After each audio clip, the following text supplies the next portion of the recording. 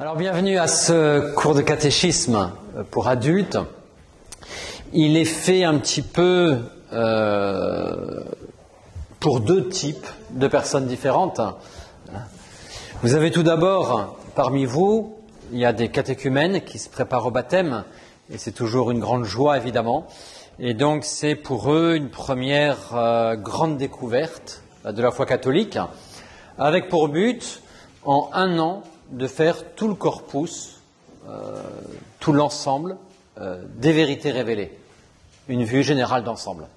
Vous avez également parmi vous d'autres qui, eux, pratiquent la religion catholique, qui connaissent la tradition depuis des années des fois, et pour eux, c'est l'occasion de porter un regard d'adulte sur des vérités qu'ils ont apprises étant enfants. Non seulement ça remettra de l'ordre et quelques petits rappels nécessaires dans ce qu'ils connaissent déjà, mais surtout ça mettra de l'ordre, ça ordonnera et on verra apparaître toute l'harmonie, toute la logique, toute la beauté en fait de notre religion. Et c'est un point sur lequel je vais insister, c'est justement essayer de vous faire goûter ces vérités au fur et à mesure qu'on les étudiera. Parce que la foi catholique est faite pour être animée, vivifiée par la charité. C'est la foi vive, celle qui sauve.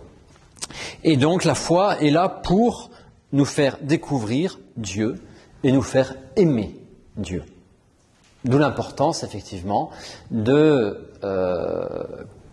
toucher du doigt, autant que faire se peut, la beauté de ces très grandes vérités. À chaque fois, en fait, on va tenter de découvrir dans ces vérités révélées par Dieu, j'ai envie de dire, le poids de charité de Dieu, d'amour de Dieu, qu'il y a dans chacune de ces vérités.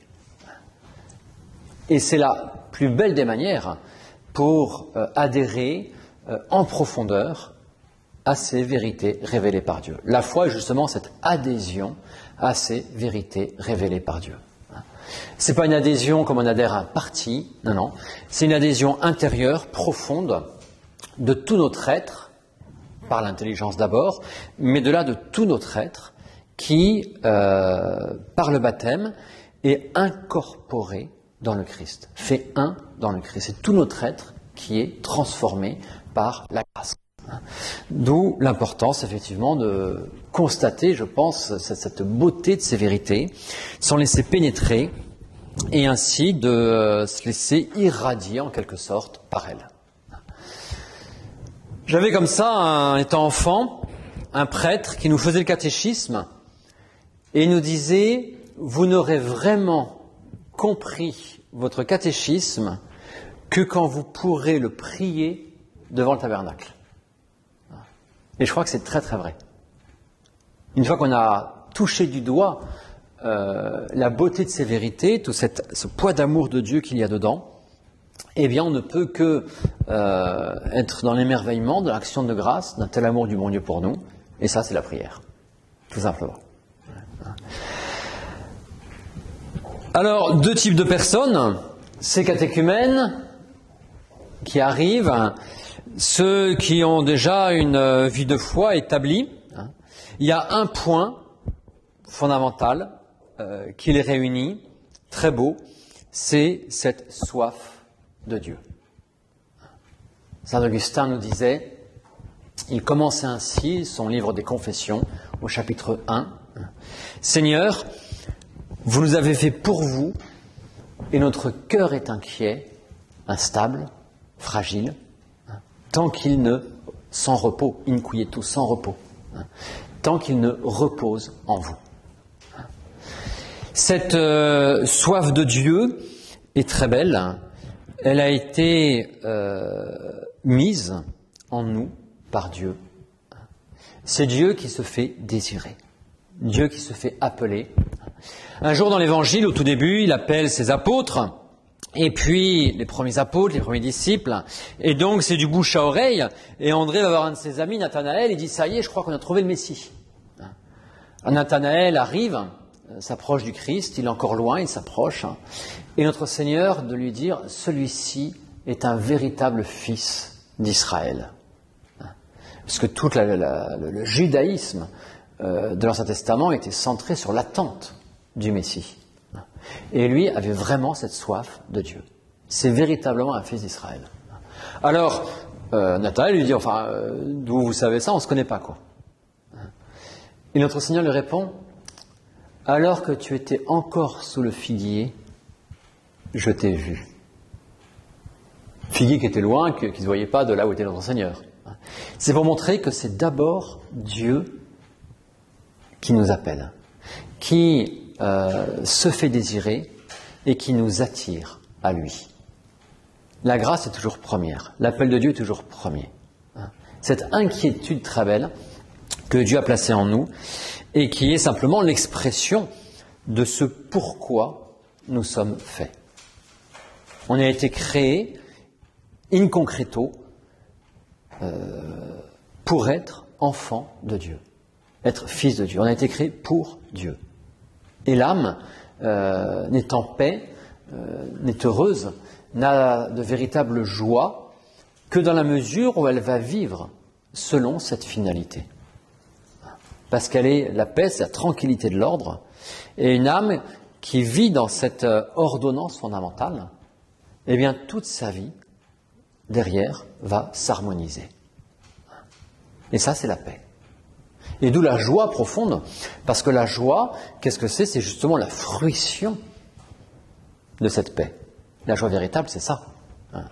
Cette joie, nous dit notre Seigneur, que nul ne pourra vous ôter. C'est ça fondamentalement, cette joie. Donc cette grande inquiétude, très belle, cette soif de Dieu qui est là. Maintenant, cette soif, le problème que peut-être certains d'entre vous ont rencontré dans le passé, ils éprouvaient cette soif depuis longtemps, depuis toujours pour certains, et ils se sont pris des murs. Ils se sont trompés, ils se sont fait mal dans la vie, ils sont blessés. J'en ai connu qui étaient partis dans différentes sectes, alors qu'ils avaient une véritable soif de Dieu. Ils ont été quelque part trompés. D'autres se sont un petit peu, en quelque sorte, construits eux-mêmes leur religion. Et ça ne marche pas. Ça ne marche pas, pourquoi ? Parce que Dieu est infini, infiniment supérieur à nous. Et nous, par nous-mêmes, on ne peut pas prétendre aimer Dieu, être l'ami de Dieu. C'est une prétention énorme.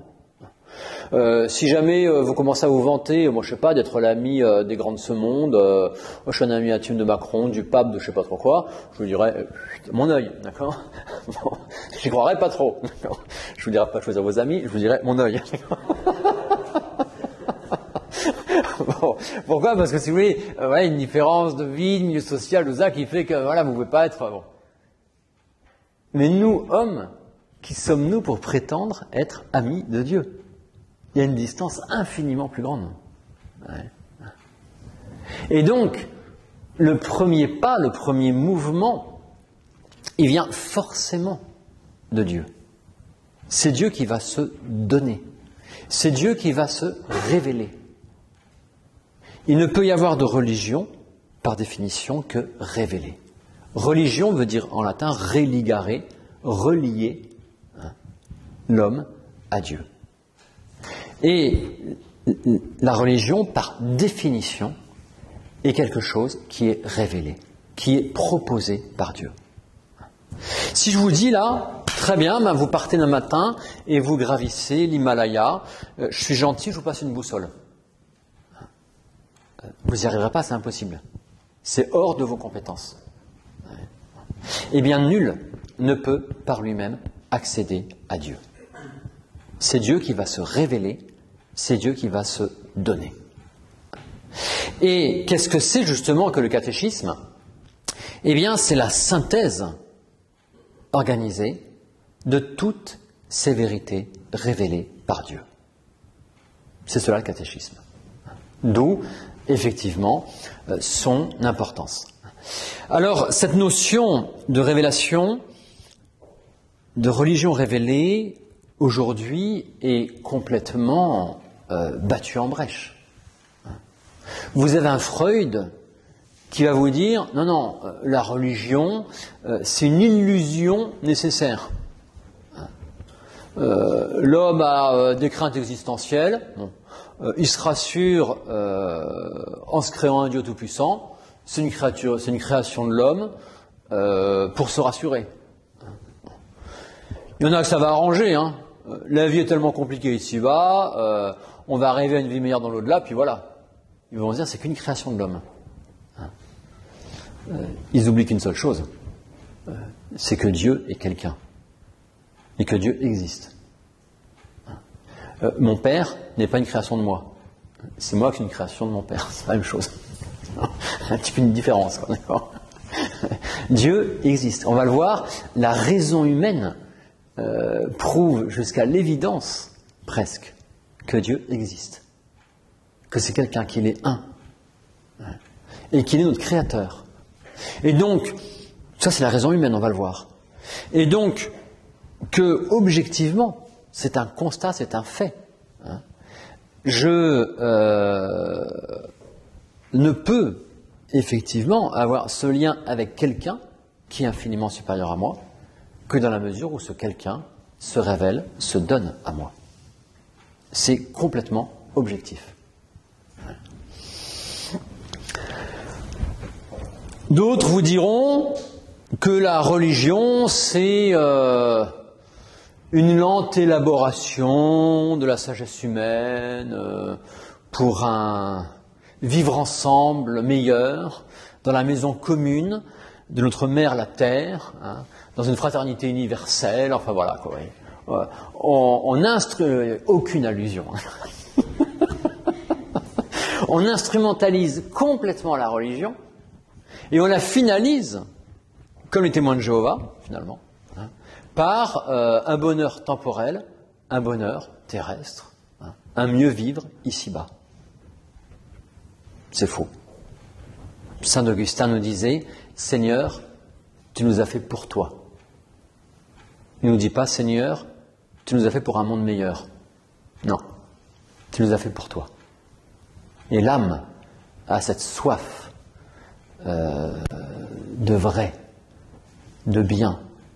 Elle a cette soif de droiture, de pureté, d'absolu. Elle a cette soif de Dieu. Ouais. Et donc, fondamentalement, la religion, elle est finalisée par la vie éternelle de l'homme. Elle n'est pas finalisée par une vie meilleure, plus sympathique, ici-bas, avec une option préférentielle pour les pauvres.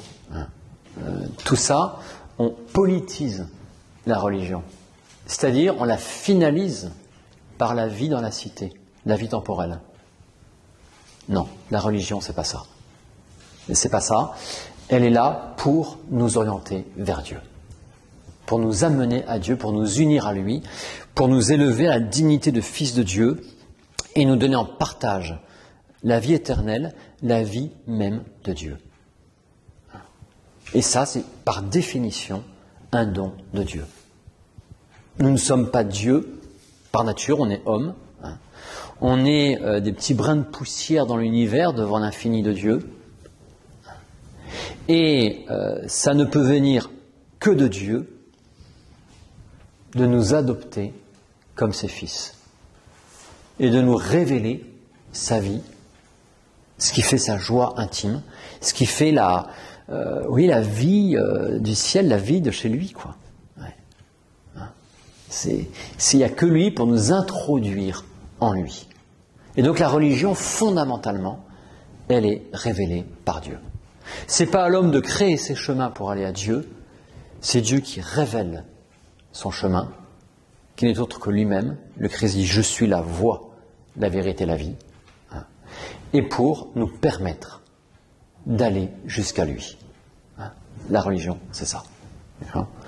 D'où ce contenu, ce résumé des vérités révélées, hein, que nous avons dans le catéchisme. Alors, si on rentre un tout petit peu déjà dans le détail, dans cette grande présentation très générale, on va voir tout de suite qu'il y a deux types de vérités qui sont révélées. Certaines sont d'ordre naturel, c'est-à-dire qu'elles sont proportionnées à notre nature humaine. C'est des choses donc que l'être humain peut effectivement connaître par lui-même, découvrir par lui-même, par le travail de son intelligence. Ce sont des vérités naturelles. Par exemple, la Bible dit « Hors de moi, il n'y a pas de Dieu ». Qui est qu'un seul Dieu, ça la raison humaine le découvre extrêmement facilement. On le verra quand on va recours sur Dieu lui-même. La Bible, néanmoins, le révèle. Elle le révèle pourquoi ? Tout simplement par condescendance, par pitié pour notre faiblesse humaine. Tout le monde ne s'appelle pas Aristote, Platon, intelligence supérieure qui avait découvert en tant que philosophe des très grandes vérités sur Dieu. Nos petits jeunes qui aujourd'hui sont éduqués à taper sur deux boutons, les jeux vidéo, je ne sais pas trop quoi là, ils auront un peu de mal à réfléchir pour découvrir que Dieu existe. Heureusement qu'il y a normalement un papa, une maman qui leur apprennent que Dieu existe, que la vidéo c'est pas ta vie, il y a autre chose de plus important. Et Dieu va nous révéler comme ça des vérités que nous pouvons connaître par nous-mêmes pour les rendre accessibles à tous et sans grand effort, en s'appuyant simplement sur son autorité. Et il va donc effectivement garantir, authentifier de manière très manifeste de sa puissance ces vérités. Que tuer l'innocent est mal, pas besoin de faire maths sup pour le comprendre. Mentir est mal, un enfant de 3 ans, il le sait. Son premier mensonge, le nez s'allonge, Pinocchio devient tout rouge, enfant. Et pourtant, Dieu nous le révèle. Dieu nous le révèle avec une manifestation impressionnante sur le mont Sinaï. Tous les Juifs étaient terrorisés, ils étaient planqués sous leur tente. Et pour montrer combien cette loi est absolument intangible. Ce sont des vérités naturelles, mais dont Dieu veut nous montrer l'importance et le côté absolument éternel comme lui est éternel. Nous, l'appui de ces vérités révélées, naturelles. L'appui de la révélation sur ces vérités naturelles. Il y a d'autres vérités qui, elles, sont totalement inaccessibles à la raison humaine. Comme le plus grand génie de l'humanité, sans la foi, n'aurait jamais pu découvrir. Que Dieu est Trinité, un litrine. On verra ce que ça veut dire. C'est compliqué, mais c'est très beau. L'être humain, le plus intelligent qui soit, n'aurait jamais pu découvrir cela. C'est une vérité qui dépasse totalement notre nature. Comme un animal qui, par nature, je ne sais pas si ça existe, ne verrait qu'en noir et blanc. Eh bien, par nature, il est incapable de découvrir des nuances de couleurs. Il n'a pas le regard, et le cerveau fait pour ça. Eh bien, supposez que quelqu'un lui révèle l'existence de la couleur et commence à améliorer son sens visuel pour lui permettre de percevoir la couleur, eh bien cet animal, quelque part, sa nature va être rehaussée pour accéder à des réalités auxquelles il n'avait pas accès par lui-même. Eh bien, c'est ce que Dieu fait avec nous. Dieu va nous révéler des réalités que par nous-mêmes, nous sommes absolument incapables de percevoir. Et non seulement il nous le révèle comme quelque chose d'extérieur, mais petit à petit, il va nous faire communier à son regard sur ces réalités. C'est ce qu'on appelle la foi. Il va nous faire communier à son regard sur ces réalités. On ne portera plus seulement un regard humain, mais on portera au sens strict un regard divin sur certaines choses. Le regard même de Dieu sur certaines choses. Et ça, je suis sûr que d'une manière ou d'une autre, vous en avez déjà expérience. Pour ceux qui sont baptisés, qui ont une vie chrétienne, je prends un exemple.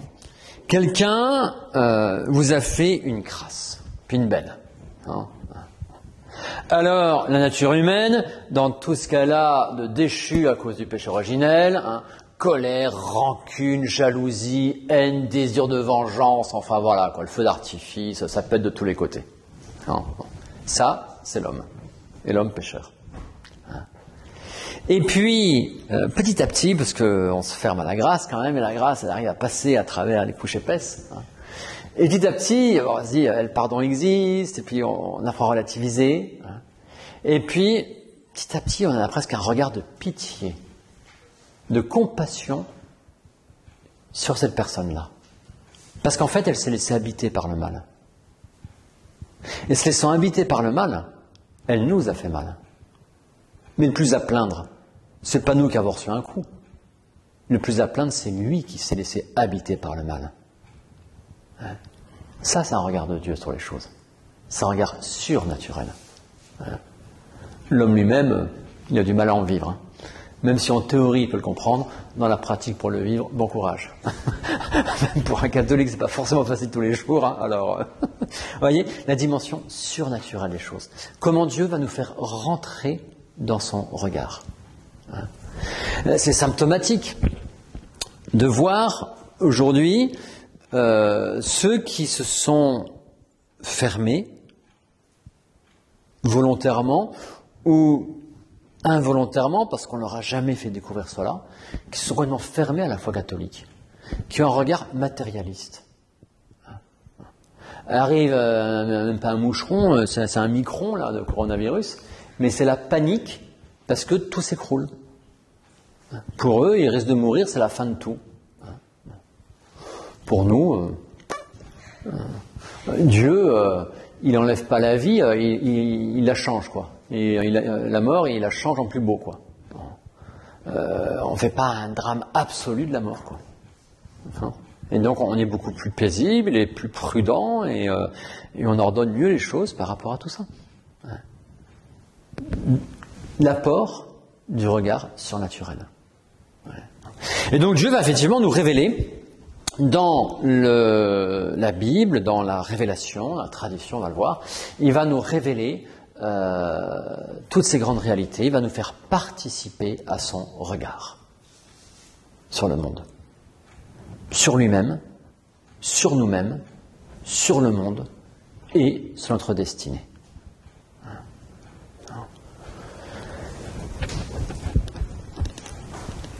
C'est tout le contenu de la foi. Et on va le voir, toute cette révélation, eh bien, nous manifeste ultimement une chose, c'est combien Dieu est charité. Une charité infinie pour nous et incompréhensible. Et très belle. Voilà ces deux grands types de vérité, vérité naturelle, vérité surnaturelle. Toute cette révélation, le catéchisme la résume. Où est-elle contenue? Quelles sont les sources de la révélation? Est-ce qu'on la trouve? Deux lieux. La Bible et la tradition. Alors faites pas comme certains qui se sont posés la question du christianisme et disent tiens, juste la Bible. Et ils ont lu la Bible du début jusqu'à la fin. Et ils n'ont rien compris. Et puis c'est rébarbatif, les trois quarts s'arrêtent au bout de Genèse, ça passe encore à peu près, quand vous arrivez au nombre, au dénombrement de toutes les tribus, tout ça pendant 30 chapitres, bon, c'est pas vraiment passionnant, vous voyez. Ah, tout le monde s'arrête. Oh, ben, la Bible. Et puis ça, il y a de la boucherie, on tue tout le monde à Jéricho, tout ça. Enfin, ils ne comprennent rien. C'est quoi ce truc-là, voyons. Donc heureusement, il n'y a pas que la Bible. Heureusement, il n'y a pas que la Bible. La source première de la révélation suprême, c'est notre Seigneur Jésus-Christ qui nous a révélé, le Père. Et cette révélation, elle est contenue premièrement dans la tradition, ce qu'on appelle la tradition. C'est-à-dire, tradérer, transmettre. Elle a été transmise de génération en génération, essentiellement par voie orale. Le Christ n'a jamais écrit un seul ouvrage. Les premiers évangiles ont été écrits relativement tôt par rapport à toutes les bêtises que les modernistes ont pu dire. C'est pas 150, voire 180, voire 250 pour certains. Non, non. Les évangiles ont été écrits, les premiers en 42-46. Enfin, 42-46, c'est 10 ans après la mort du Christ quand même. Donc pendant 10 ans, il n'y a pas eu d'évangile. Et pendant 10 ans, le christianisme s'est répandu énormément. Ça vous montre quoi?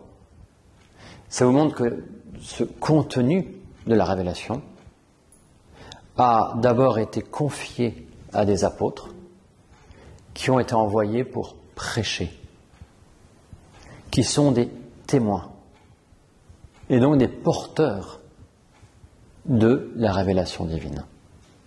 C'est ce qu'on appelle la tradition.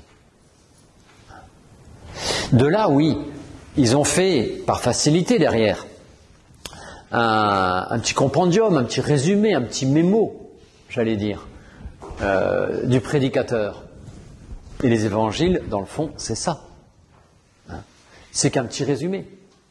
Le dernier évangile va être écrit par Saint Jean, 96 à peu près, à la fin du siècle, du 1er siècle. Les autres apôtres sont morts, tout ça. Et il finira son évangile en disant beaucoup d'autres miracles ont été accomplis par le Christ, qui ne sont pas écrits dans ce livre. Mais ceux-ci ont été écrits afin que vous croyiez en lui et que par la foi en lui, vous ayez la vie éternelle. Il nous dit très clairement que tout n'est pas contenu dans l'Évangile. La religion catholique, la seule, la vraie, n'est pas une religion du livre. Ça va être l'erreur des protestants. Et donc, du coup, on peut comprendre la Bible exactement comme on veut. On peut lui faire dire tout ce qu'on veut à la Bible. Tout ce qu'on veut. Et toutes les hérésies sont nées d'une mauvaise compréhension de la Bible. Voilà. Et donc, la source première, c'est bien la tradition, et dont, justement, cette tradition, ce qu'on appelle un peu le dépôt de la foi, qui a donc un gardien, parce que ça peut se dénaturer à travers les siècles, évidemment. Gamin, vous avez tous joué à ce jeu qu'on appelle téléphone arabe.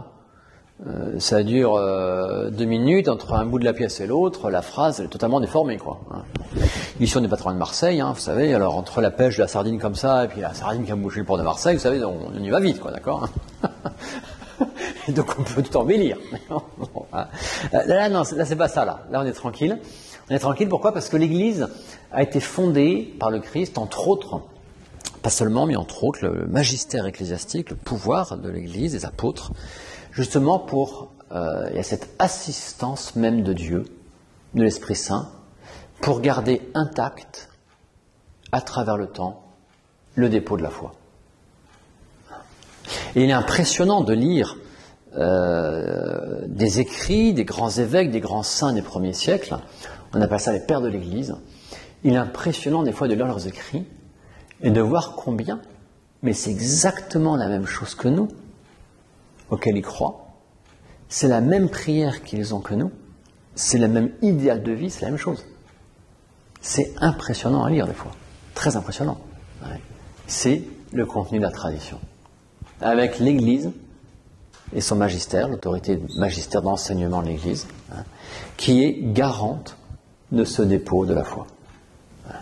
Et c'est comme ça que la foi se transmet. Elle a été prêchée à des peuples entiers dont très peu savaient lire. Très très peu. Ouais.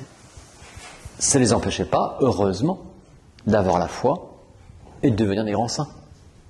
Ouais. Le livre n'est pas la référence absolue.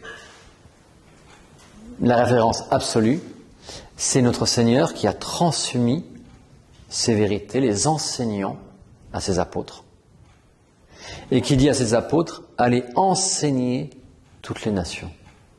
De même que le Père m'envoie, le Père éternel, et donc que j'ai l'autorité du Père en vous parlant, moi aussi je vous envoie. Et donc vous avez mon autorité en prêchant. Et ailleurs le Christ dira, qui vous écoute, m'écoute. C'est moi qui parlerai à travers vous. Dans des conditions précises, on verra, d'accord ? Un prêtre, un évêque, un pape, peut-être des gaudrioles, malheureusement. Donc il y a des conditions, on verra ça. Mais c'est pas le principe, il est là. C'est d'abord une transmission par l'enseignement. La tradition. Et bien sûr, la Bible, et notamment, surtout, les évangiles, bien évidemment. Mais ne séparons pas les deux. La Bible n'est compréhensible qu'à la lumière de l'Église. Si jamais je vous passe, ou si vous me passez un livre de mathématiques quantiques, moi, je suis totalement ignorant de ces trucs-là, je prends le livre, je ne vais rien y comprendre. Il me faudra un professeur pour m'expliquer, qui lui a reçu cet enseignement, l'a compris, l'a intégré, ainsi de suite. Le livre, il est entièrement vrai. Enfin, on va supposer qu'il est entièrement vrai. C'est le livre parfum de la matière. Mais par moi-même, je suis perdu. Ouais. La Bible, c'est le livre par excellence. L'auteur premier, c'est Dieu lui-même, l'Esprit Saint. Mais par moi-même, je vais être perdu. Le guide, ça va être l'Église envoyée, missionnée par Dieu précisément pour cela. Le rapport entre ces deux sources de la révélation, la tradition et la Bible, l'Évangile. Inséparables les deux. Saint Augustin va très loin. Il dit je ne croirais pas en l'Évangile si l'Église ne me demandait pas d'y croire. Là, il va très loin, là. Très fort. Très fort. Voilà. Donc, les sources de la tradition, où on trouve quelque part cette révélation. Où elle se trouve. De là maintenant, comment toute cette révélation s'organise, et donc quel va être le plan, autrement dit, de notre cours tout au long de l'année. De manière extrêmement simple et logique, on va diviser cette matière en 3 grandes parties. La première partie, ce que Dieu nous révèle de lui, de nous, de notre destinée.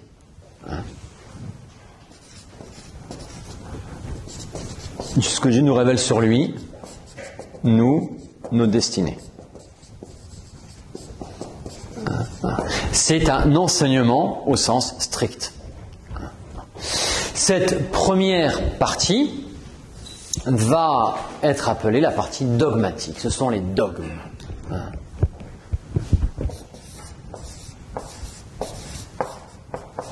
Ces dogmes, ce sont ces vérités révélées par Dieu.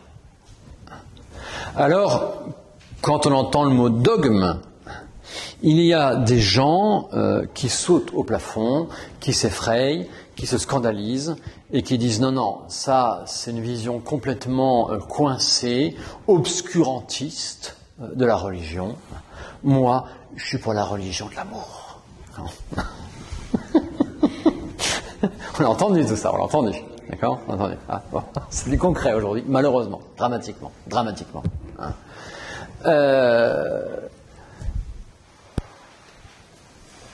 qu'est-ce que c'est qu'un dogme? Qu'est-ce que c'est, dans le fond, que ces vérités révélées par Dieu? Tout le credo n'est qu'une déclinaison de l'amour de Dieu pour nous. C'est facile de dire, moi la religion, ça rejoint de l'amour. Ça veut dire quoi, aimer?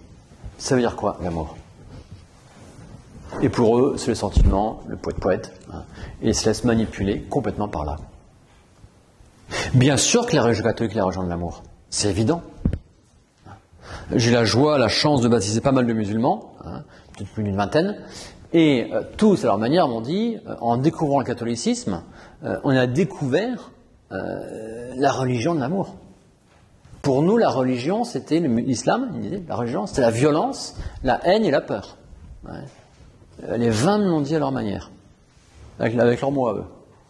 Donc c'est évident que la religion catholique est la religion de l'amour, parce que Dieu est charité.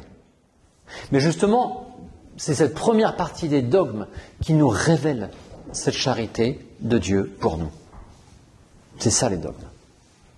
Elle nous révèle la charité de Dieu pour nous, et de là, la charité que Dieu est en lui-même, de toute éternité.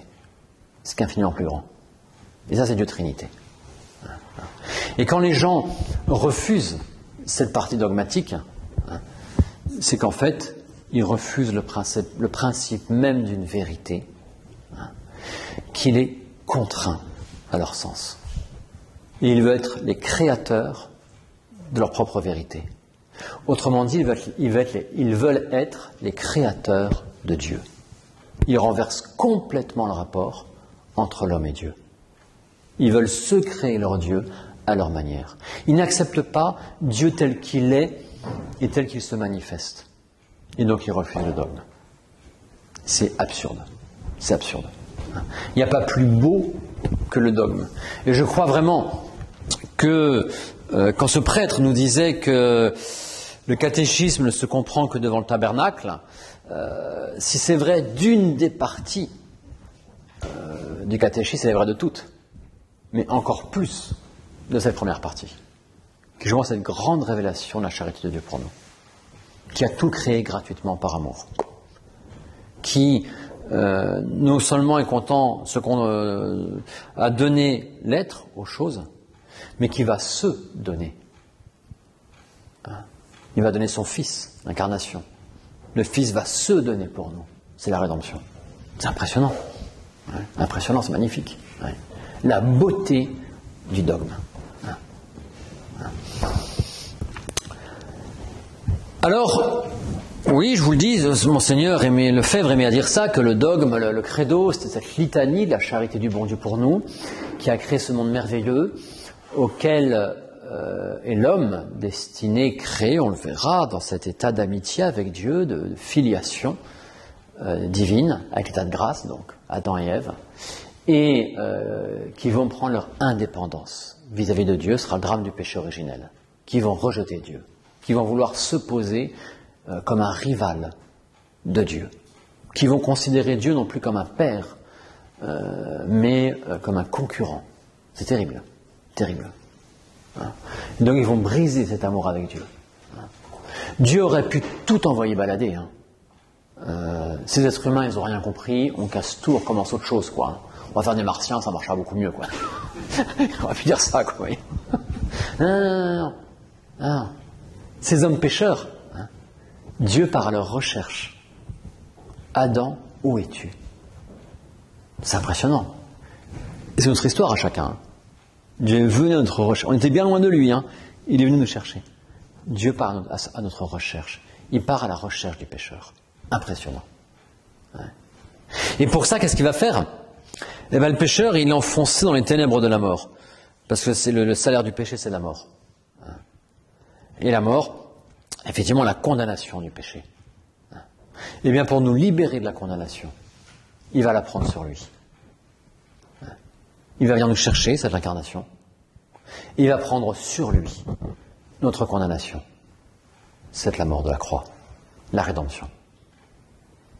Impressionnant. Ça, c'est la clé, c'est la charité de Dieu, c'est l'amour du bon Dieu pour nous. Et de là, oui, il y a tout ce retour vers Dieu. Tout ce retour magnifique vers Dieu. Non content de nous libérer du joug du péché, hein, il nous dit, bon allez, on va te donner une deuxième chance, je regarde, on va voir comment tu te débrouilles là maintenant. Hein. Non. Il vient nous prendre par la main. Il nous donne tous les moyens. Et voici que je suis avec vous tous les jours, jusqu'à la fin des temps. Et ça, c'est le mystère de son Église. Si beau. Je crois en l'Église catholique. Hein. Et il nous remet nos péchés, non pas une seule fois au jour du baptême, hein, heureusement. Si aucun de nos péchés n'était remis après le baptême, on serait mal. Et il nous remet nos péchés régulièrement, constamment. Il suffit qu'on lui demande pardon. Le sacrement de confession, si beau. Hein. Il remet. Hein. Il y avait un prêtre comme ça une fois, c'est en Italie, je ne sais plus quel, c'est à Bergame je crois. Le Christ miraculeux de Bergame, je crois que c'est Bergame, il faut que je vérifie. Et il y avait un prêtre comme ça, il y avait un pêcheur. Puis le pêcheur, c'était vraiment ce qu'on appelle un récidiviste. Il n'arrêtait pas de recommencer, tout ça. Bon. Et puis le prêtre dit non, là vraiment il n'est pas sérieux, celui-là, il veut pas vraiment changer, tout ça. Bon. Puis au bout d'un moment, le prêtre il se lasse, il dit non là, je peux plus te pardonner quoi. Il dit au pénitent, bah non là, t'as grillé tes chances, c'est fini quoi. Bon. Et alors, il était dans une chapelle latérale, il y avait son confessionnal, et puis une chapelle, il y avait un autel en face, puis il y avait le crucifix là. Et alors le crucifix m'a bougé. Si lui ne te pardonne pas, moi je te pardonne. Le crucifix lève le bras, fait signe de croix sur le pénitent. Ouais. Et on a encore le bras déplacé. Ouais.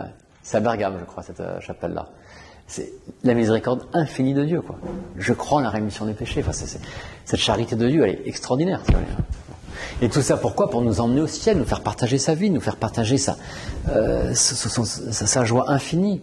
Bon et fidèle serviteur, entre dans la joie de ton maître. Je crois à la vie éternelle. Tout le dogme n'est que cette litanie de la charité de Dieu pour nous. Et c'est pour ça que on nous dit, mais vous êtes les défenseurs du dogme dans la phrase Saint-Pie et ils opposent ça à la charité. Je dis, mais vous avez rien compris. Si on défend le dogme, c'est parce qu'on défend la charité de Dieu. On défend l'honneur de Dieu. On défend l'amour que Dieu a eu pour nous. On ne peut pas mépriser ça. Moi, je sais pas, quelqu'un vous sauve la vie au risque de la sienne. Il y perd toute sa fortune. Après, ça vous dit, oh, ouais, c'est vrai, ils sont tous super mieux pour moi, quoi, voilà. C'est une insulte pour lui. Vous ne pouvez pas prétendre aimer cette personne-là en disant ça, c'est pas vrai. Si vous l'aimez, vous aimez à chanter, à défendre son honneur et à chanter tout ce qu'il a fait pour vous. Vous aimez à proclamer votre foi, vous aimez à chanter le credo, le dogme. Hein, première partie du catéchisme. Très belle, très très belle. Hein. Alors elle nous révèle ultimement que Dieu est charité et qu'il nous appelle à la vie éternelle. C'est bien. Il y a très vite une deuxième question qui arrive. C'est celle de Saint Paul sur le chemin de Damas. Ça y est, le Christ apparaît, pour comme persécuté, il se convertit, paf, la foi est là. Et première question qu'il pose au Christ, que voulez-vous que je fasse ? Autrement dit, deuxième grande partie du catéchisme, c'est bien beau, mais comment répondre à cet amour de Dieu pour nous ? Comment y correspondre ? Parce qu'on doit y correspondre. Là, il y a une distinction. Oh, ça va aller, ouais. Il y a une distinction de base à faire, importante, parce qu'elle est. Si on ne la fait pas, on rentre dans des sophismes qui ont envahi l'Église aujourd'hui. Dans l'amour de Dieu pour nous, parce que ça dont il est question finalement dans cette première partie, il faut distinguer l'amour de bienveillance et l'amour de dilection. Voilà. L'amour de bienveillance, comme le mot l'indique, c'est l'amour qui veut le bien de l'autre. Et même quand cet amour n'est pas encore réciproque. Il y a certaines personnes que vous n'aimez pas vraiment, hein, voire pas du tout, en ce qu'elle vous aime pas, elle. Et il n'empêche que vous voulez leur bien. Vous avez un amour de bienveillance pour eux. C'est comme ça qu'on aime ses ennemis. C'est pas en faisant la bise, tout va bien, on fait comme ça de rien n'était. Non, non, c'est vouloir son bien. Hein, d'accord ? Quand vous aimez un pécheur, moi je sais pas, vous aimez un homosexuel, hein, vous lui dites pas, bah, ton péché c'est pas grave, t'es mignon quand même, je t'aime bien, t'es sympathique, donc tout va bien, puis finalement l'amour il a plein de formes. Non, non, là c'est une cruauté de lui dire ça, on l'enfonce dans son mal qui le détruit. D'accord ? Et donc vous n'aimez pas son péché, vous n'aimez pas sa manière de vivre, et vous n'êtes pas copain avec lui. C'est pas votre meilleur ami. N'empêche que vous voulez son bien. Et vous ne rêvez que d'une seule chose, c'est de partager un même idéal ensemble. C'est de partager ce que vous êtes plus cher avec lui. Que cet amour, autrement dit, soit réciproque. On arrive alors dans ce qu'on appelle l'amour de dilection, ou l'amour d'amitié, qui est une réciprocité. Ouais. Donc oui, Dieu aime tous les hommes ici-bas sur cette terre d'un amour de bienveillance. Il veut le bien de chacun. C'est clair. Il a donné sa vie pour ça. Mais Dieu n'aime pas d'un amour de dilection tous les hommes. Et nous sommes appelés à partager, justement, c'est toute la vocation chrétienne, nous sommes appelés à partager cet amour de dilection avec Dieu. Alors, comment ? Comment répondre ? Comment correspondre à cet amour de Dieu ? C'est la deuxième partie du catéchisme. Un mot qui fait hurler aussi, hein, beaucoup, hein, la morale. L'abbé va nous faire la morale. Hein. Non, non. Moris, c'est les mœurs. Et donc la morale, c'est la conduite des mœurs, c'est la conduite de vie. Comment diriger ma vie, comment orienter ma vie, comment harmoniser ma vie pour correspondre à cet amour de Dieu. C'est ça la morale.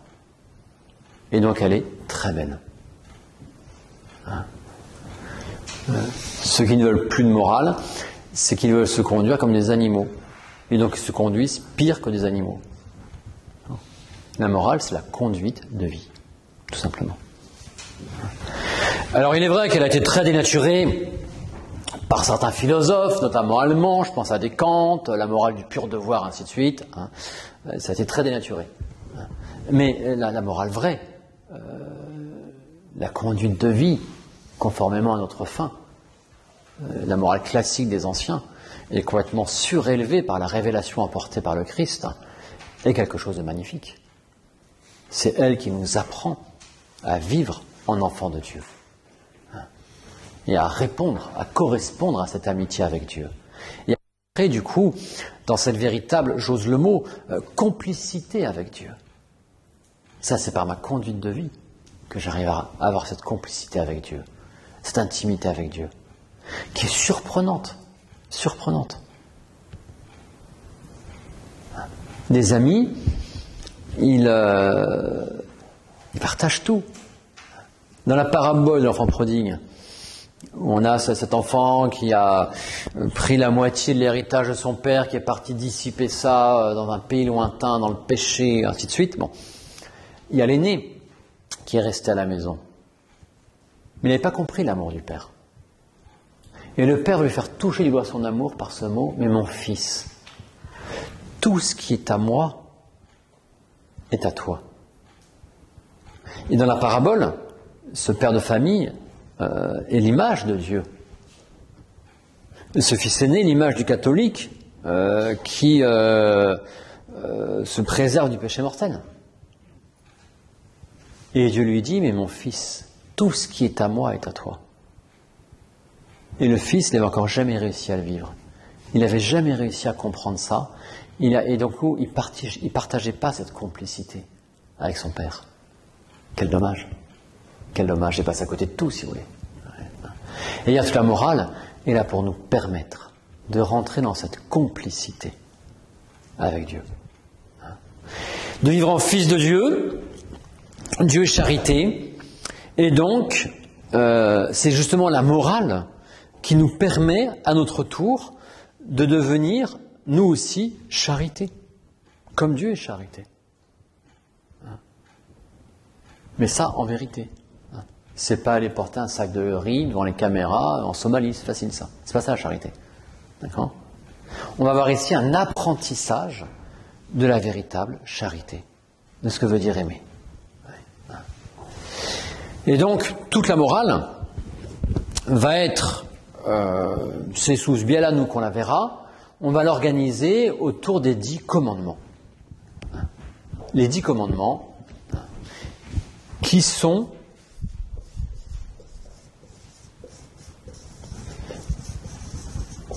la véritable loi de l'amour authentique.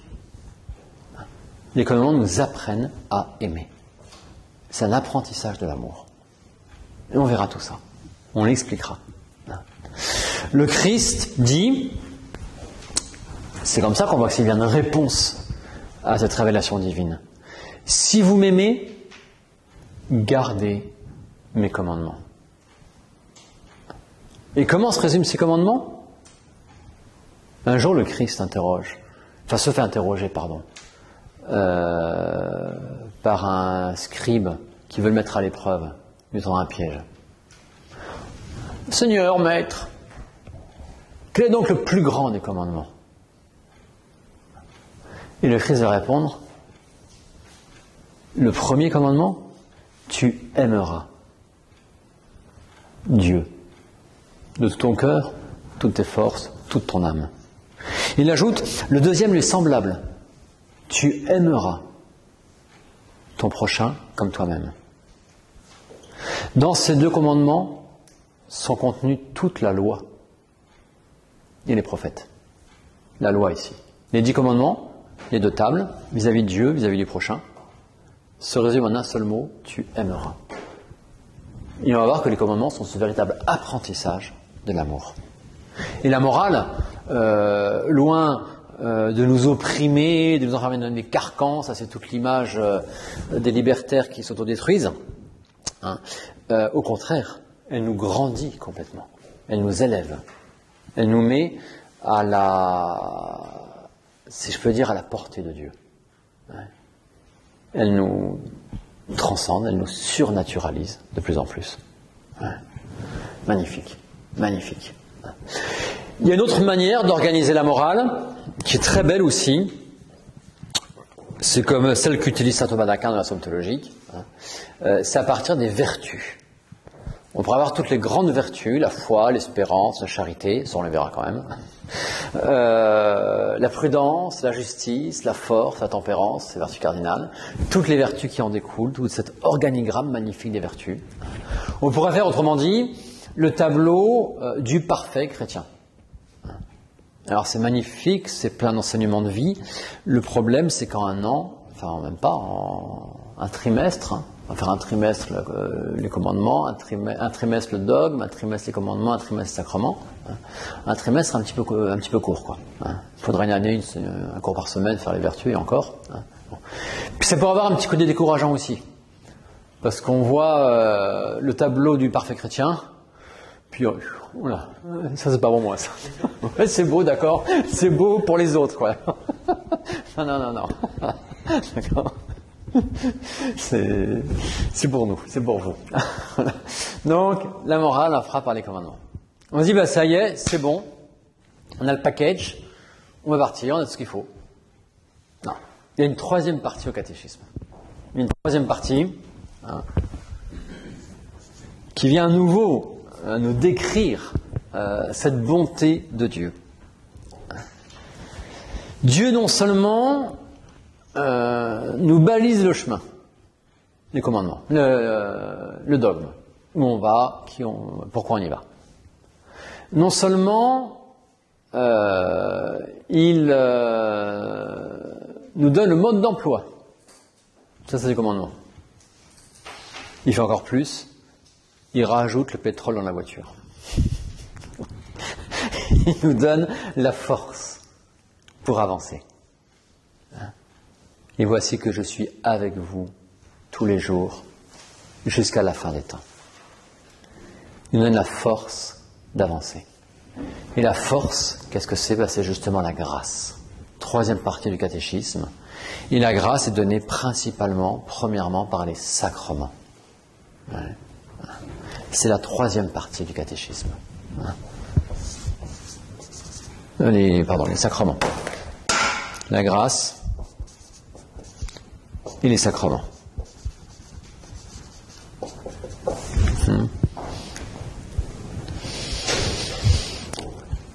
Vous savez, le prêtre, avec un peu d'expérience, la bouteille, tout ça, on voit certains comme ça, ils partent tout feu tout flamme. Voilà, moi je vais y arriver. Et alors, ils ont des réformes de vie à faire, c'est clair. Hein. Bon, réforme de vie importante. Hein. Alors, prennent ça bras le corps, très belle générosité, des grands désirs, c'est magnifique. Magnifique. Hein. Et ils commencent à se battre, tout ça, tous les moyens en place, ça. Et puis, ça tient quelques jours, et paf, ils se prennent une super gamelle. Alors, c'est le découragement, parce qu'ils sont retombés, ainsi de suite. Alors, on les rebooste, ils repartent, puis ils tiennent 8 jours, 15 jours, ils disent, bah, ça y est, je suis le meilleur, tout va bien, quoi. C'est gagné. Et là, quand ils font ça, ça ne dure pas 48 heures, ils ont déjà plongé. Ça recommence. C'est l'orgueil humain. Il y a une chose qu'ils ont beaucoup de mal à vivre. À la rigueur, théoriquement, ils l'admettent. Il y a une chose qu'ils ont beaucoup de mal à vivre concrètement. La parole du Christ, sans moi, vous ne pouvez rien faire. Ouais. Mais avec lui, avec la grâce, donnée principalement par les sacrements, on peut tout. Je puis tout, dit saint Paul, en celui qui me fortifie. Le Christ qui donne cette grâce. Ouais.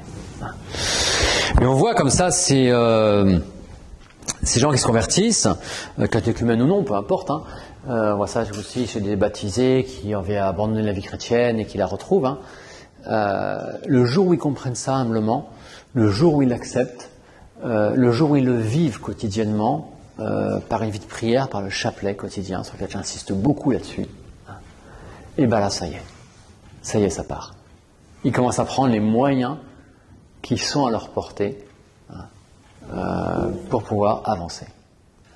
Quand ils sont baptisés, quand ils se confessent régulièrement, humblement, qu'ils communient dès que possible, qu'ils ont le chapelet quotidien, ils prennent les moyens que le bon Dieu leur donne. Et bien ça marche. Ça marche, ça part. Ouais. Les troisième partie du catéchisme. La grâce et les sacrements. Dans certains catéchismes, vous aurez une quatrième partie consacrée à la prière. Cette quatrième partie, selon les catéchismes, vous l'aurez soit après le dogme, ou soit dans la troisième partie avec la grâce et les sacrements. C'est deux aspects différents de la prière. La prière qui est à la base une adoration de Dieu. C'est ça la prière. Au ciel, on ne demandera pas au bon Dieu de nous aider. Hein. On sera arrivé au but. Mais on louera Dieu dans l'éternité, dans l'émerveillement absolu de Dieu. Et donc, c'est l'émerveillement qu'engendre le dogme, la vérité de Dieu. Là, ce sera même plus du dogme, parce que ce sera la vue face à face de Dieu. Voilà. Et donc, on peut mettre la prière en ce sens-là, après la première partie. Dans d'autres catéchismes, vous l'aurez avec la troisième partie ou après la troisième partie, parce qu'effectivement, je viens de le dire avec le chapelet, la prière est un moyen de salut. Tous les saints vous disent, celui qui prie se sauve, celui qui ne prie pas se damne. Quand vous avez quelqu'un de vos amis qui commence à se poser des questions, il réfléchit, il ne sait pas trop, il n'aime pas encore la foi, mais dites-lui, prie. Même si tu ne connais pas encore, prie-le. Demande-lui de se manifester à toi. Puis tu sais, il a voulu quelqu'un, toi tu ne comprends pas encore, mais c'est pas grave. Il a voulu quelqu'un, il a confié à quelqu'un de l'introduire dans le monde. C'est sa mère, la Sainte Vierge. Il aurait pu venir comme ça sur terre tout seul, non. Il a voulu passer par une mère, il a confié à la Sainte Vierge ce rôle magnifique d'introduire Dieu dans le monde. Dieu n'est pas encore dans ta vie, tu ne connais pas encore la Sainte Vierge, mais enfin, prie-la pour qu'elle introduise Dieu dans ta vie. Qu'elle te montre son Fils. Il faut lui conseiller 3 jours sur Marie par jour. Je suis sûr que la Sainte Vierge l'amènera jusqu'à son Fils, jusqu'à la foi. Sûr, garanti. Ça correspond quand même, d'accord. S'il dit en vérité ces 3 jours où Salut Marie tous les jours, avec ce vrai désir, je vous garantis que la Sainte Vierge l'amènera jusqu'au Christ. Garanti. Ouais. Prière comme moyen de salut. Ouais. Les différentes parties du catéchisme. Alors, après cette introduction très générale du catéchisme, on va dès maintenant aborder la première partie du catéchisme, qui va nous retenir pendant tout le premier trimestre, à peu de choses près. Cette partie de la révélation de Dieu, cette partie des vérités dogmatiques. Alors, là aussi, l'Église qui est envoyée pour enseigner, elle est une mère pour nous, donc elle est très pédagogue. Et elle va utiliser ce qu'on appelle des abrégés de la foi, en grec des symboles de foi. Des formules qui vont résumer, condenser en quelques mots très denses toutes les grandes vérités de notre foi. Ce qu'on appelle les professions de foi, les symboles de foi. Alors, un premier symbole de foi extrêmement simple, que je pense vous connaissez tous ici maintenant, oui, c'est le signe de la croix. Le signe de la croix est un résumé des grandes vérités de notre foi. Et en faisant le signe de la croix, on vient professer ces vérités. Quand vous faites le signe de croix, les 3 grands mystères de notre religion sont présents. Le mystère trinitaire. Vous dites au nom du Père et du Fils et du Saint-Esprit. La Trinité est énoncée. Il y a le mystère de l'incarnation. Quand vous dites au nom du Père et du Fils, vous mettez la main sur le ventre. Parce que c'est le Fils éternel de Dieu qui a pris chair dans les entrailles de Marie. Ouais. L'incarnation. Et vous professez la rédemption, le mystère de la croix, c'est l'ensemble du geste que vous faites. Vous vous marquez de la croix. Ouais. C'est une profession de foi des grandes vérités chrétiennes. Et quand en entrant dans l'église, vous prenez l'eau bénite. Elle est à l'église. Ceux qui craignent les infections, l'eau sainte n'a jamais infecté, d'accord ? Et puis, et même matériellement, le sel, paraît-il, empêche le coronavirus de se diffuser. D'accord ? Une eau bénite, dans la tradition catholique, une eau bénite catholique, elle est baignée avec du sel. Ce qui ne se fait plus partout aujourd'hui, très loin de là, malheureusement. Donc oui, prenez l'eau bénite. Qu'est-ce que ça signifie ? C'est tout un geste, c'est une profession que vous faites. Un jour, le Christ a dit, celui qui croira et sera baptisé sera sauvé. Vous faites votre profession de foi, avec le signe de croix, les 3 grands mystères, et vous prenez l'eau bénite qui symbolise l'eau de votre baptême, passé ou futur. Et vous rentrez dans l'église dans un signe de foi et d'espérance magnifique. Vous venez en enfant de Dieu, ou en futur enfant de Dieu, fort de cette promesse du Christ, celui qui croira et sera baptisé sera sauvé. Ouais. Là, si on rentre vraiment comme ça dans l'église, tout ce qu'il y a d'humain, vous pouvez laisser dehors, quoi. C'est fait pour ça.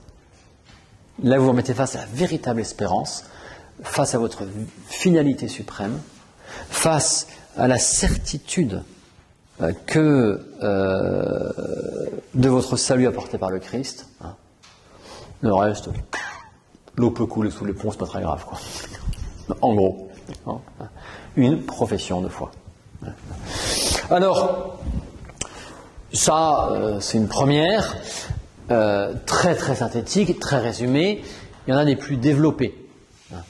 Les deux plus connus, c'est ce qu'on appelle le symbole, l'abrégé, des apôtres, qui date de la fin du 1er siècle. C'est le « Je crois en Dieu » que nous récitons au début du chapelet. C'est lui qu'on va prendre comme trame pendant tout ce premier trimestre. On va l'expliquer mot après mot, en gros. Il y a un deuxième symbole que vous connaissez, une deuxième profession de foi de Nicée-Constantinople, du nom de ces deux conciles, 325-381, on est au IVe siècle, et qui va s'opposer à toutes les hérésies trinitaires, notamment principalement ariennes, et donc il va préciser dans sa profession de foi les grands mystères trinitaires. C'est le credo qu'on chante à la messe, c'est pas le même. Là c'est Nicée-Constantinople. Voilà. Vous en avez d'autres, l'Église a fait plusieurs professions de foi au fur et à mesure de son histoire et des hérésies qu'elle avait à affronter. Vous aurez par exemple une profession de foi contre les albigeois. Les albigeois, donc les cathares, Albi en France, ce manichéisme, nouvelle version, eh bien l'Église fera une profession de foi pour s'opposer à cette erreur-là. Le Concile de Trente fera une profession de foi pour s'opposer au protestantisme. Aujourd'hui, il faudra une profession de foi un peu plus précisée pour s'opposer à toutes les erreurs du modernisme. Il faudra ça. Et un futur pape qui voudra remettre de l'ordre, ben, il fera ça. Ce qu'on appelle des professions de foi. Nous donc, on va s'arrêter sur le symbole des apôtres.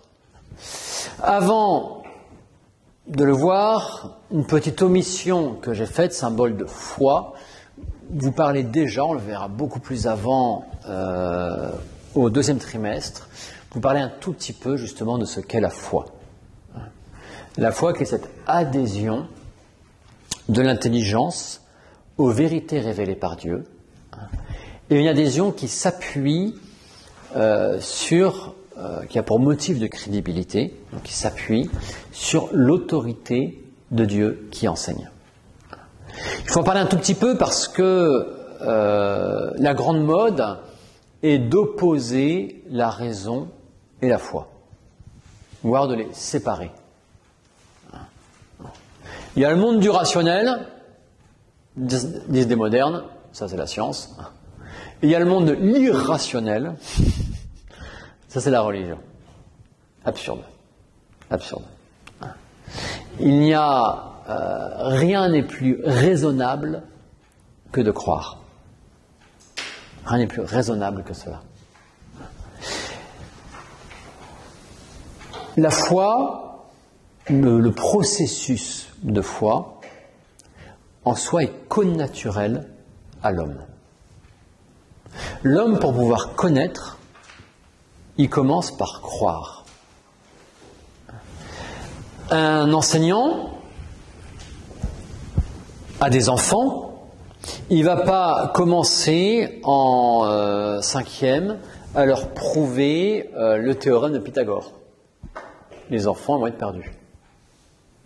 Il va leur enseigner le théorème de Pythagore. Il va leur imposer le théorème de Pythagore, auquel ils vont adhérer parce qu'ils croient leur professeur. Et de là, ce professeur va le faire appliquer ce théorème de Pythagore.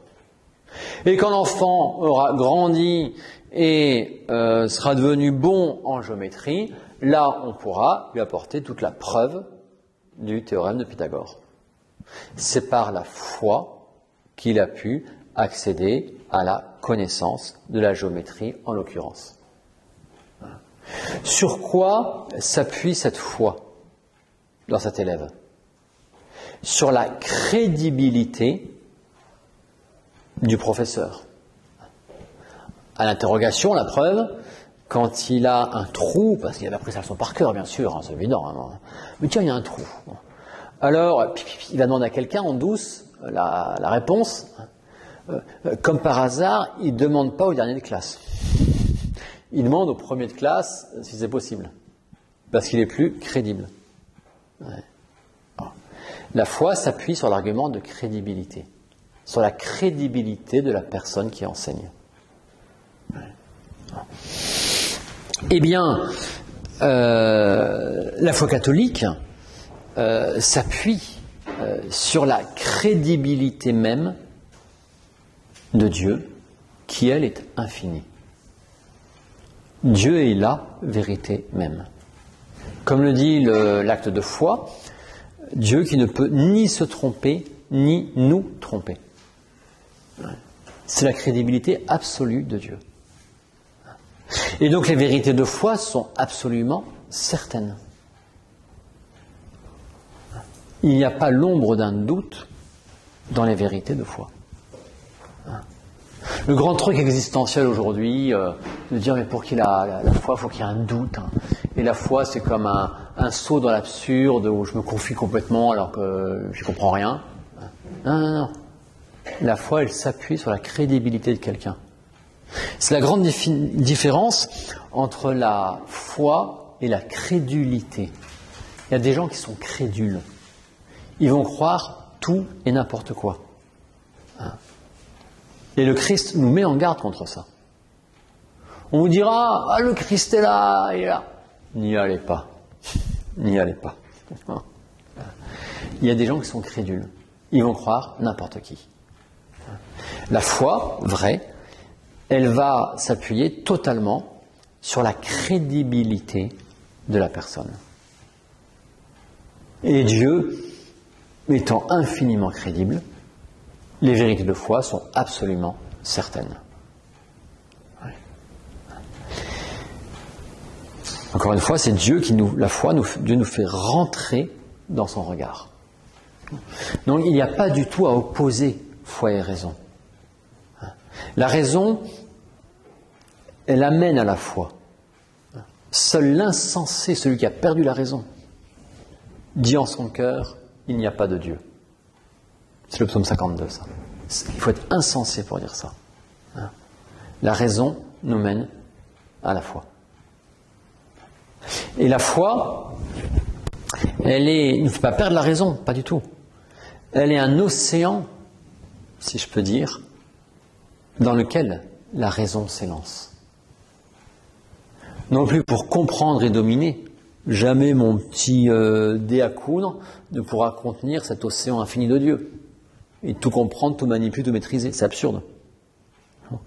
Par contre, je peux pénétrer cet océan pour m'en émerveiller de plus en plus, pour en voir la beauté, pour en voir la bonté.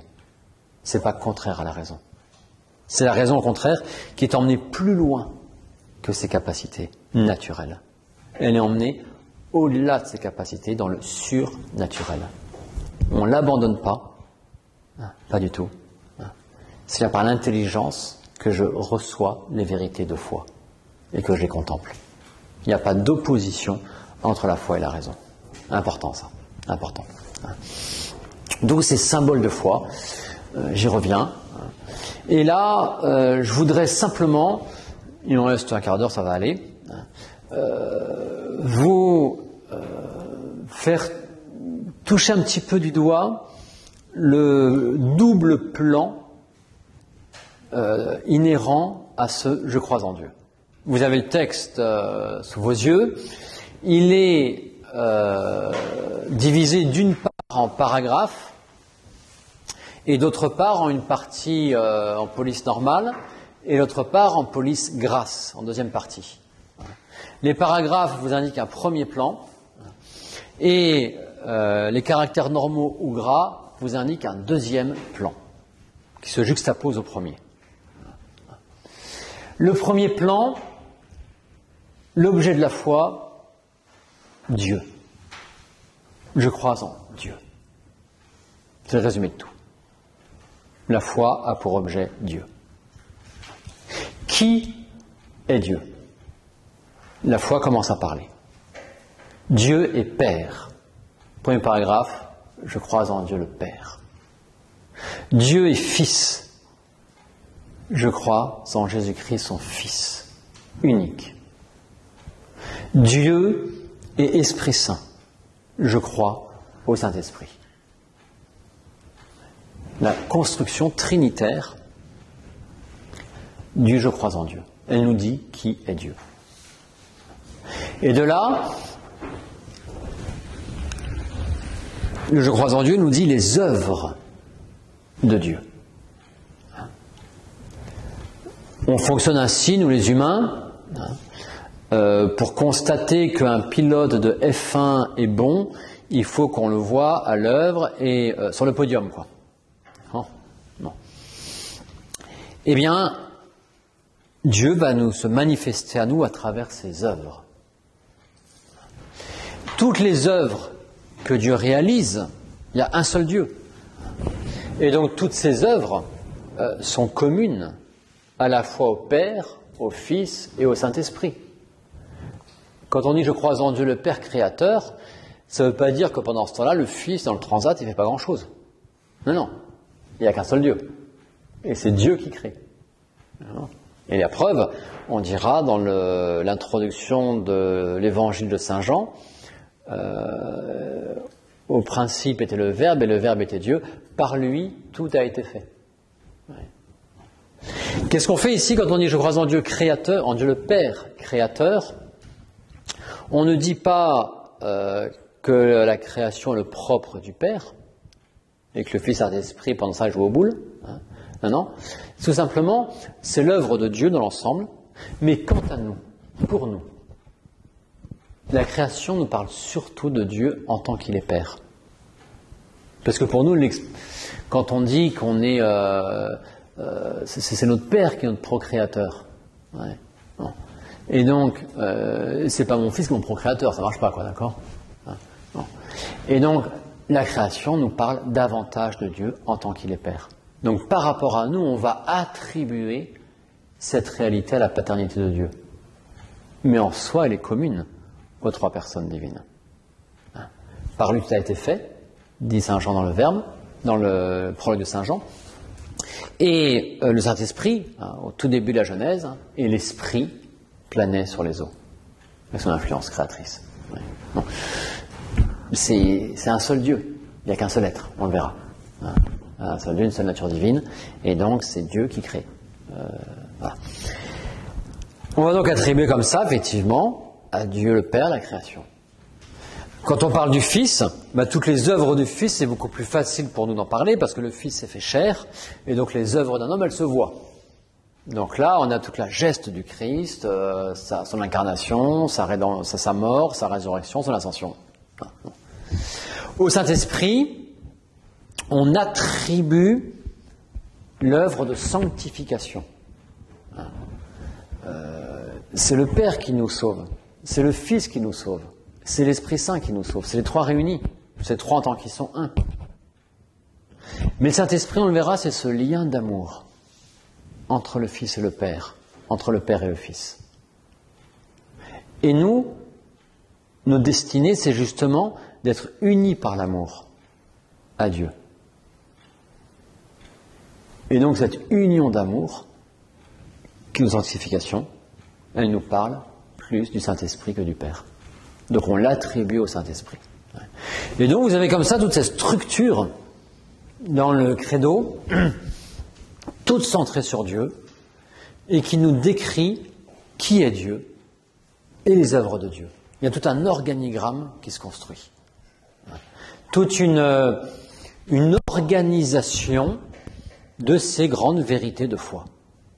Et donc une certaine hiérarchie des dogmes dans ce sens-là. Parce qu'il y a une ordonnance. Donc une hiérarchie des vérités. Ça veut dire que certaines sont secondes par rapport aux premières. Et que vous arrivez aux premières par les secondes, ainsi de suite. C'est à force de voir la créature que vous dites qu'il y a forcément un créateur. Oui. Bon. Au niveau naturel.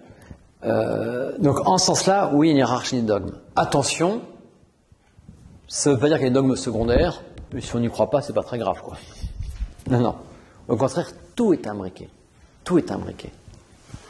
Et si jamais je commence à nier des vérités secondaires, eh bien le critère de la foi, ce n'est plus Dieu qui enseigne, c'est moi qui trie. C'est moi qui choisis. Et en grec, le mot hérésie vient du choix. C'est le même mot. Le choix, c'est l'hérésie. Est hérétique celui qui choisit les vérités auxquelles il veut croire. Il n'a plus pour critère premier Dieu qui enseigne, et donc l'humilité de celui qui écoute son Dieu. Mais son critère premier, c'est son intelligence orgueilleuse qui trie et qui choisit, et qui construit son Dieu. Donc, quand je nie sciemment une vérité de foi, même la plus petite qui puisse être, soi-disant, eh bien je perds la vertu de foi. Parce que je change le critère de la foi. Je mets à construire mon Dieu, c'est fini. Oui. Donc il n'y a pas de vérité secondaire en ce sens que certaines, elles sont facultatives, si on n'y croit pas, c'est pas très grave, quoi. Ça, c'est tout l'argument des œcuménistes modernes. Attention. C'est le premier plan du credo. Le deuxième, évidemment, est infiniment plus beau. Celui qui, dans vos textes, se divise une première partie en caractère normal, une deuxième partie en gras. Là, c'est un plan absolument splendide, où on part de l'éternité de Dieu lui-même. Je crois en Dieu. C'est un peu le premier mot de la Genèse, in principio Deus. Dieu dans l'éternité. L'infini de Dieu. Et ce credo finit par quoi? Je crois en la vie éternelle. L'éternité, l'infinité divine n'est pas réservée à Dieu. Dieu veut me la communiquer. C'est la vie éternelle. Ouais. On part de l'éternité, propre à Dieu, pour finir dans l'éternité, communiquer, bienheureuse, communiquer aux hommes. Je crois à la vie éternelle. Et si bien aux hommes, je crois à la résurrection de la chair et à la vie éternelle. C'est bien les hommes. Ouais. Et comment passe-t-on de l'un à l'autre? Dieu, justement, c'est là où on voit toute cette... les mots sont très impropres, excusez-moi, mais saint Paul les utilise, donc on peut faire pareil. Dieu s'est anéanti lui-même. Il est devenu néant. C'est ça que ça veut dire. Il est devenu néant pour nous. Il s'est comme totalement abaissé. Pour venir justement nous chercher, nous qui étions pécheurs. Adam, où es-tu? Alors, toute la première partie du credo, c'est cet anéantissement de Dieu. Dieu tout d'abord, qui est infiniment parfait, qui a tout son bonheur en lui-même, qui a besoin de rien. Il est infini, la perfection même. Et néanmoins, il va, en quelque sorte, condescendre en donnant l'être à des choses, la création.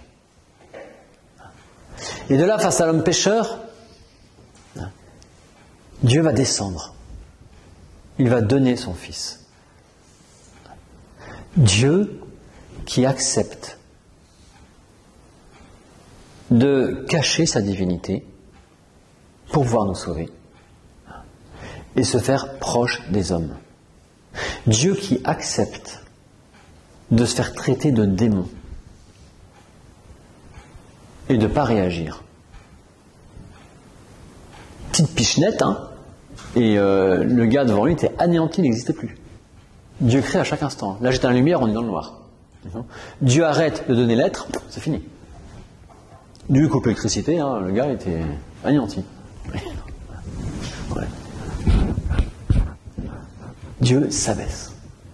Il s'abaisse. Il s'abaisse jusqu'à la chose la plus humiliante pour l'homme, qu'est la mort. On ne réalise pas, mais la mort est la preuve de notre péché. Saint Augustin a une belle phrase dans les Confessions, je crois que je vous la cite au début. Cet être, l'homme, cet être qui traîne partout sa mort, signe de son péché. C'est par le péché d'un seul que la mort est entrée dans le monde. Et bien le Christ est venu assumer notre mort. Il est descendu jusque-là. Il est descendu jusque-là tellement, le credo insiste, hein, on l'a enterré, on l'a enseveli, quoi. Après ça, il n'y a plus rien, quoi. La descente radicale de Dieu qui vient nous chercher. Dieu aurait pu rester sur son fauteuil dans le ciel en disant, allez, d'accord, on va être gentil, deuxième chance, deuxième vie, quoi. Non, non. Il vient nous chercher, je veux dire, par en dessous, pour nous prendre et nous amener à lui. Ouais. Cette descente de Dieu, cette sortie de Dieu en quelque sorte de lui-même. Et donc il arrive à l'aboutissement, effectivement, de la mort et de l'ensevelissement. Et de là, évidemment, cet immense retour de Dieu triomphal vers le ciel. C'est la partie en gras. Deuxième partie du Je crois en Dieu. Son retour individuel. Il est ressuscité le troisième jour. Il est monté aux cieux, l'ascension, 40 jours après. Assis à droite de Dieu le Père Tout-Puissant. Le triomphe du Christ. Le triomphe du Christ devant la cour céleste, au ciel. Et bientôt le triomphe du Christ devant tous les hommes. Ça sera le jugement final. On le verra, le jugement dernier est avant tout le triomphe absolu du Christ. Absolu. Il reviendra juger les vivants et les morts. Le triomphe individuel du Christ. Revenu dans le sein du Père, avec l'humanité qu'il a assumée. Sein du Père qu'il n'avait jamais quitté en tant que Dieu, évidemment, en tant que Fils éternel. On le verra. Et de là, il est ressuscité, oui, mais ce n'est que le premier-né d'entre les morts. Et toute la suite du credo, toute la fin du credo nous parle, nous dit notre retour vers Dieu. Parce que on est membre du Christ, on fait qu'un avec lui. Je crois à l'Église catholique. L'Église est le corps mystique du Christ. Et le Christ n'est pas qu'un de décapité. Là où est la tête, là est le corps. Et donc, le corps est appelé à aller dans le ciel. L'Église catholique qui m'arrache au péché, la rémission des péchés. Et cette résurrection de la chair, on a vu le Christ enseveli pour que nous puissions corporellement, pour que nous puissions ressusciter corporellement. Le Christ mort pour que nous ayons la vie éternelle. Ce retour de toute l'Église catholique vers le Père. Tout le mouvement du credo, cet anéantissement de Dieu pour notre divinisation. C'est tout le résumé de notre foi. Toute l'histoire du salut qui est là contenue à travers ces simples mots. Alors tout ça évidemment est très très dense. Chaque mot, vous le verrez, est très choisi, réclame d'être expliqué, développé. Et ça va être le but de ce premier trimestre. Et donc la semaine prochaine, il y aura cours la semaine prochaine finalement. Cours de catéchisme la semaine prochaine. Et donc je vous donne rendez-vous la semaine prochaine et là nous aborderons directement le premier mot du credo, pas forcément le plus simple, Dieu. On va s'arrêter là. On va finir par une prière.